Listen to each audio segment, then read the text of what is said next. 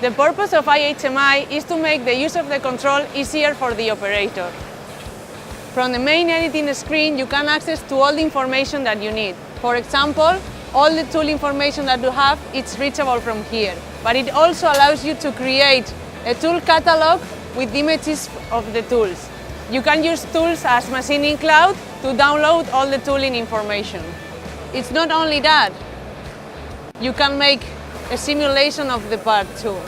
So you can see that the tool is simulating the part that you want to make.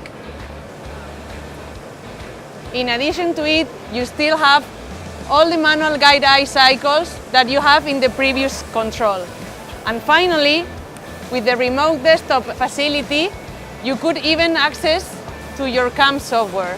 So with the remote desktop facility, you can access to your CAM simulations and check if you have any interference.